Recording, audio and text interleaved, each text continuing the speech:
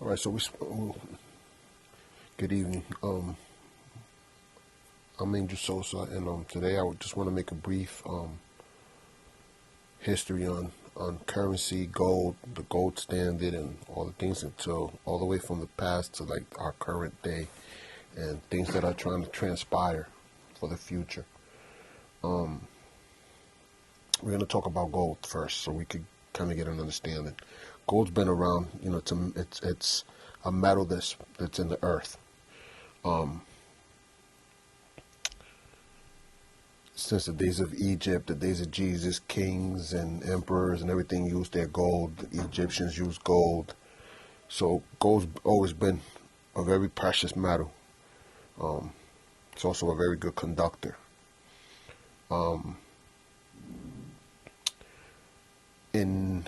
I believe it was in the 1800s, maybe a little earlier than that, they created the central banking system. The central banking system, what they ended up doing was they told people to deposit their gold and silver for a note, basically a currency, what is known as the dollar, but in those days was called like silver certificate and things of that note. There's still a couple of those bills, in circulation. Most people that have them usually collect them, but at that time, that was kind of like an IOU kind of.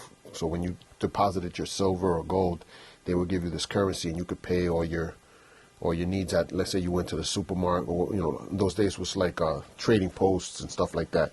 So you would go and buy rice and grains and whatever, and you would pay with this currency. Now at the end, at the end of the month or at the end of the week or however the business decided to want to go, bring that to the bank, they would go and exchange that for gold or silver. Till this day, the banking system is still around, but of course it's not the same way anymore. What ended up happening was, at that time, the dollar was backed by gold and silver. So if you was purchasing something, that actual note had value. Now we advance to 1933, I believe it was. FDR, Roosevelt, removed the gold backing from the U.S. currency, meaning the dollar was no longer backed by gold. Essentially, when they did that, it created what it did was took the value off of the dollar. But of course, people kept using it, stores kept using it, people kept accepting it, markets kept accepting it, so we created value for it, especially since there wasn't a lot of it in circulation. Then there was the treasury. The treasury, came into place. They would print out the money, but it was kind of controlled. There wasn't as much money in circulation. Now, the country started making trades with other countries. We would trade for electronics or, chips or whatever, any kind of things that we needed from other countries, and we would pay with this currency. What happened was the money wasn't worth what it was worth before because it was backed by gold. So if you had a dollar and it said it was, a silver certificate, you could bring it to the bank and get silver for it. You can't do that anymore. So what ended up happening was that we had debts with these other countries because this money was no longer worth anything. So we come back now to, to the central banking system, and now we have money that's really not worth anything. Especially when you have the Department of the Treasury making more money. The more money that's in circulation, the less it's worth. That's what inflation is. So what occurred was that money is no longer worth as much as what it was worth before because there's more of it. It's more abundant. It's like everything else. The harder it is to get, or the more rare it is, the more it's worth. You know what I mean? So like, if you find that, you know, a certain type of diamond that's very rare to get, it's going to be worth more than one that's very common. You know what I mean? People pay more for things that are rare, hard to get.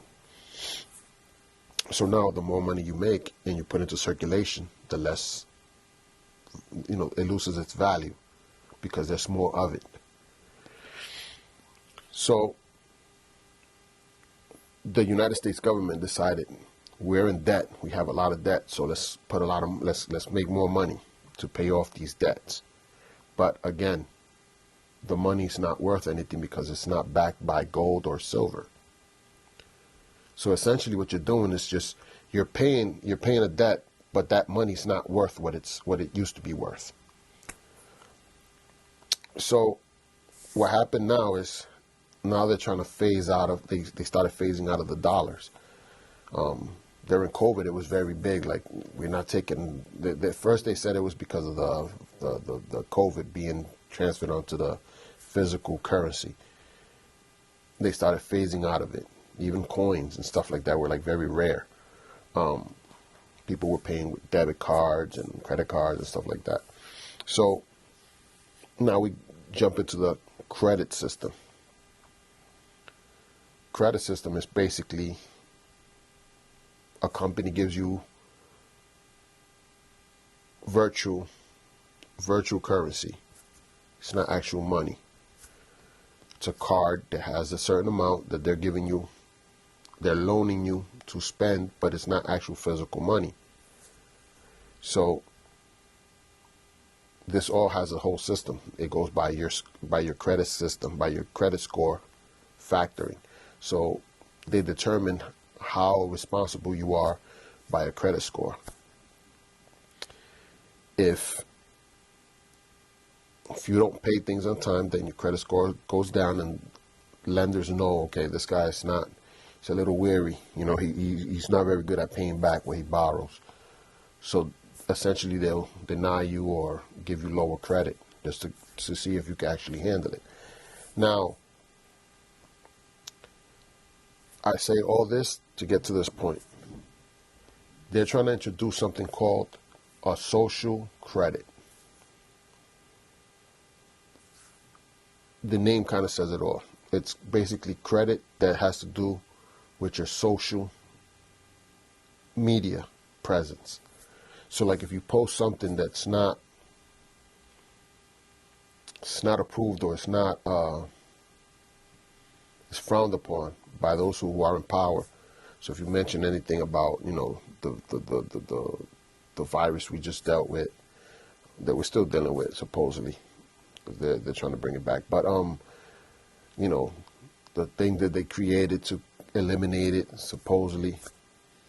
If you mention any of these things, then you're it's kind of frowned upon. So they're creating this thing called social credit, where if you speak on things that aren't appropriate in their standards, then they could easily shut off your credit.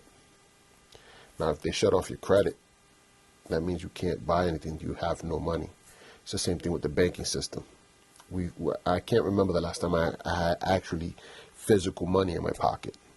You know, I carry credit cards and my bank card, so I pay everything with my credit card, and then pay my credit card with my debit card. You know, this is all I carry. I don't have $1 in here. It's all credit cards. Now, here's where it gets pretty scary. Let's say you post something or agree to something, or, you know, who knows what the guidelines that they're going to push forward, you know, to control people from posting anything. They shut down your bank account. They shut down your credit cards. Now you have no money. You can't feed your family. You can't pay your rent. You can't pay your cars. You can't do anything. Now it comes into a system, an underground system of bartering. kind of like trading. Here is where it becomes really detrimental for a lot of people. The system's going to get to a point where you're going to run out of things to trade. You know what I mean? Like, if you don't have currency, you're going to start trading all the things that you own in order to get food to survive. You know what I mean? So now, when you run out of things, how do you continue to get food and things like that? Then that's where the skills that you know come into place. Can you fix cars? Can you do construction? Can you fix electronics?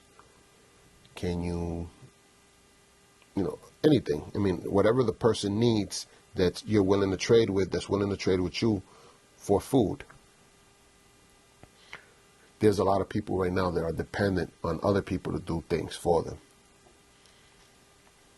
Don't know how to work on a car. They'd rather pay a mechanic to fix it. They're not good at doing things hands-on. They'd rather pay somebody to do it. These people are going to find themselves in a really bad predicament.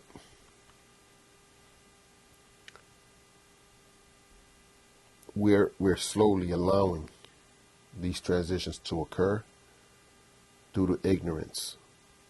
We're not listening. We're not piecing things together to realize the bigger picture of the effect that this is going to have on people. They're trying to transition into a virtual world, like the metaverse. Metaverse is going to be able to, where you could do it now. You could go food shopping through your phone, and they'll bring it right to your doorstep. Food, there's Grubhub, there's GoPuff, there's a million services that bring food to your door. Essentially, what they're trying to create is a world where people are in their house all day. They know what you watch on the internet. They know what networks you subscribe to, what shows you watch. We have cell phones that pretty much, it's a computer. Everything, our whole life is in these phones, and they have access to it. They know what you take pictures of. They know what you research. They know what you talk about, because these things, they listen in on things. Sometimes you're talking about a certain vehicle, and you go on the internet, and a commercial of that specific vehicle pops up. So we've gotten to a point where everything's very technical, technologied out, and it's kind of late to move away from it. And I see a lot of things that people are neglecting to see.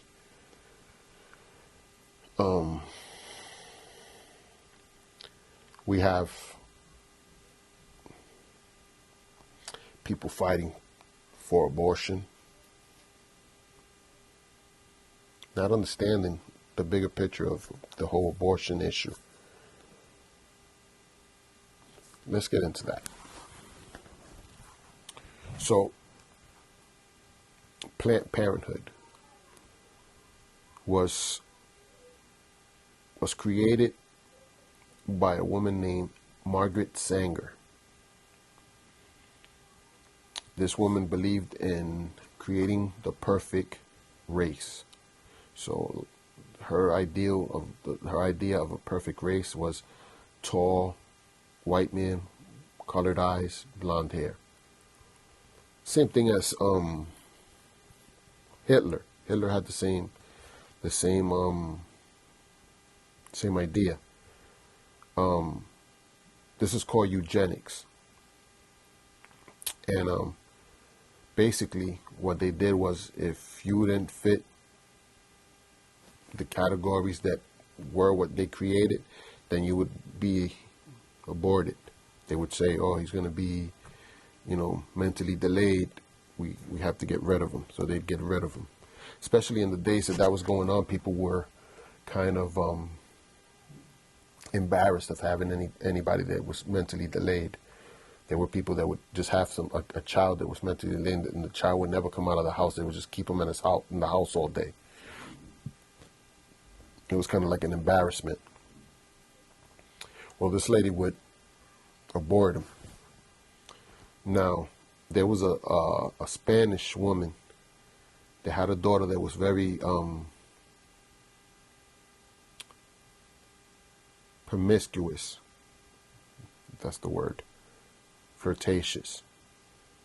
And they would do it like a IQ test. The IQ tests were of course, set up to a way where they could say this person has a problem to get rid of them if you didn't fit the criteria that they qualified as perfect genes. So they would eliminate, and then they were using a technique called sterilization, where they would make a woman sterile, where she would never be able to have another kid again. And this is what Planned Parenthood is. Also, Bill Gates' family, I believe his father, has money involved in Planned Parenthood. I mean, he might be like CEO or something. He up there in the board of Planned Parenthood, which we'll go back. We'll see how that all connects. So now we're here on present time. Planned Parenthood is usually located in inner cities, low-income areas. Who lives in low-income areas? Hispanics and blacks. So essentially, you're fighting for people to be able to eliminate Hispanics and blacks. These people take these babies, mutilate them, they sell body parts, they use placenta, they do stem research where they can heal people off the stem cells of black and Hispanic children, babies. And we're so ignorant to it. We are advancing their cause that's detrimental to our people. Then, and when I say our people, I'm not talking about just blacks and Hispanics. There are white people that are low income that also get abortions, that also are being affected the same we are affected. Just because you're white does not make you the 1%. Well, I'm talking about the 1% people of power. So, just to make that clear, so people just don't think it's just, oh, we got to get the white man. It's not a white, black, or yellow, or green, or it's not. It's a particular group of people that are pushing these agendas.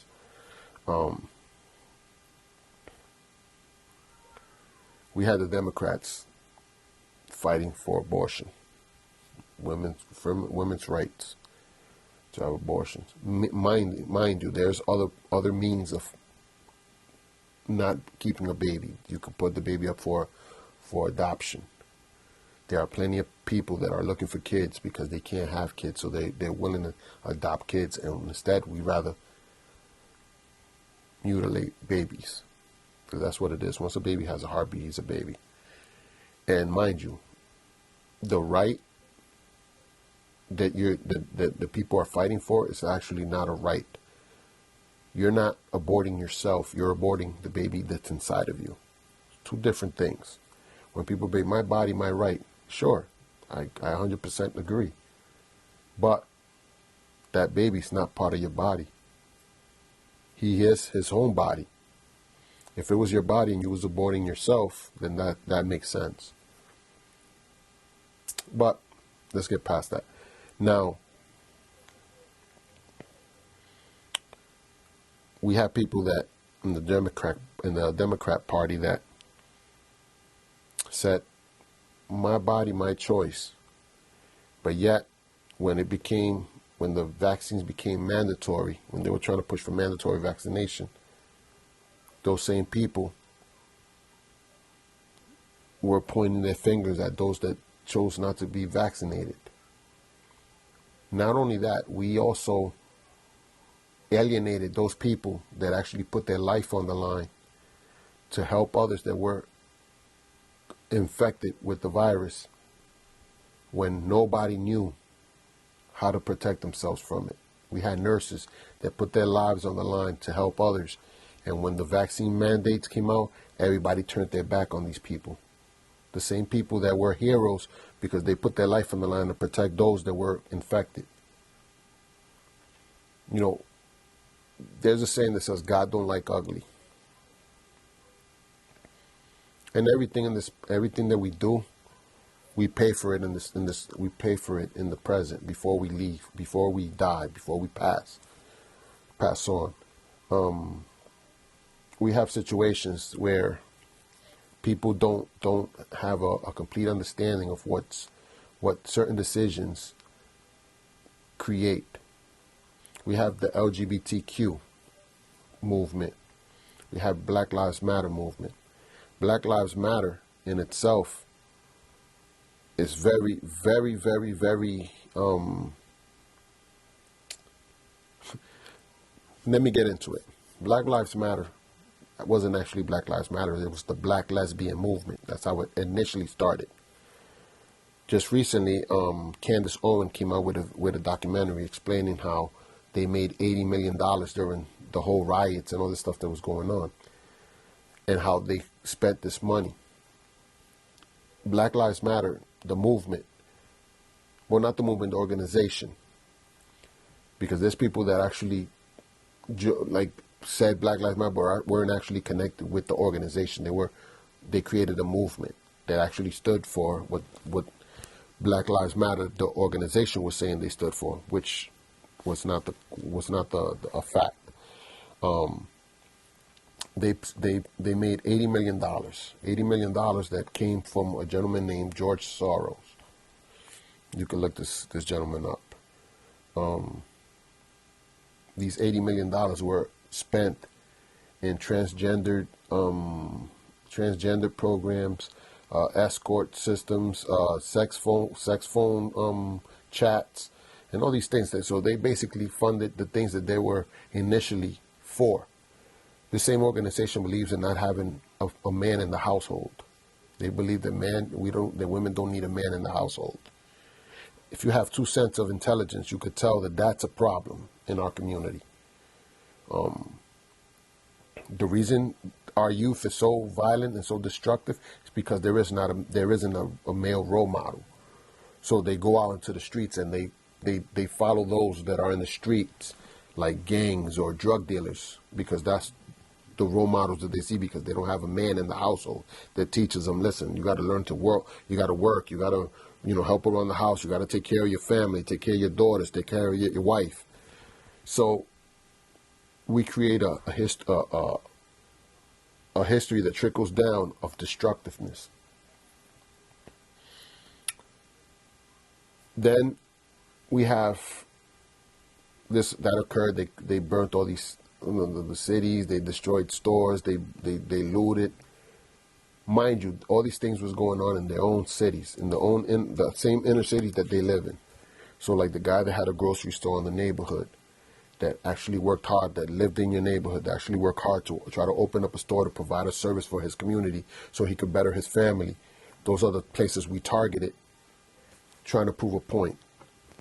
Yet you're destroying your own neighborhood where you live, which made no sense to me. But everybody was, jumped on the bandwagon.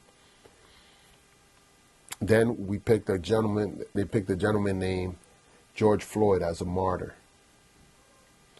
George Floyd, if you look at his history, was a career criminal, was a drug user. He wasn't an upstanding person. But because everybody wanted to just create somebody as a martyr, they picked this gentleman. Which is another reason why I never stood for Black Lives. I never liked that whole movement. Then we move on from there. So Black Lives Matter funded LGBTQ in programs to trans drags and all these things, right? Now, the LGBTQ community, Their focus is on attracting the youth, little kids. At an early age, you see them giving out candy to little kids. Parents that are gay bring their kids to gay pride, and they show the little kids how to dance in a stripper pole. You got drag queens reading books at libraries to little kids. What do you think is the bigger picture of all of this? What does all this thing tie into? Planned Parenthood, trying to convert our children into homosexuals, and Black Lives Matter. Okay, Black Lives Matter was the Black lesbian movement. LGBTQ wants to make the world gay because it makes them more of a stronger organization. Plus, this is really funny. You have like hormone blockers and stuff that they're trying to push on little kids and all this stuff, and where they also do the thing where they eliminate this, they get rid of their sex organs at an early age. So now, to tie all this thing together, all these things have to do with population control.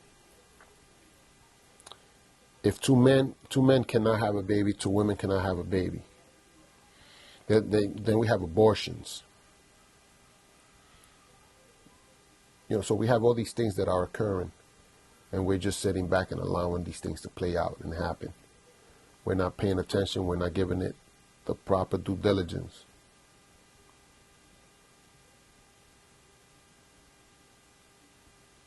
And yet people still continue to believe the same narrative as if this is something like people can't piece these things together. It's ridiculous sometimes. I talk to people and it's just like, man, like what are you, in outer space? So now we allow certain things to play out. We have cancel culture, we have wokeism, we have critical race theories. Critical race theory is pretty much instilling that victim mentality. You can't move forward if you can't leave the past. So how is that beneficial? Then you have Black Lives Matter that made $80 million. Not one of those dollars went to helping anybody in the community. Why not open a program in a community center where you teach these kids how to work on cars, how to paint, how to do a trade, where we'll get them off the streets? None of this was ever created. So what was really the reason behind this movement? How do you Black Lives Matter, but you don't have one program that helps Black lives? How about teach people how to use credit, how to budget, how to make money, so these people could level themselves up, help other people? None of this stuff was ever created. Instead, they reinvested that money into programs for gay people and transgendered and drags. Mind you, not all gay people support these movements, because now they're trying to incorporate a minor attracted person, which is like pedophiles, into the group. But they have such a strong bearing right now at the moment that this is being even taught in schools. Wokeism, our military's woke. Everything's woke. This whole idea that, everybody's a victim. Yeah, you're a victim, and how is that helping anybody? How is you becoming a victim help you? If you're a victim, then create a program to help them. Let them create something that makes them level up.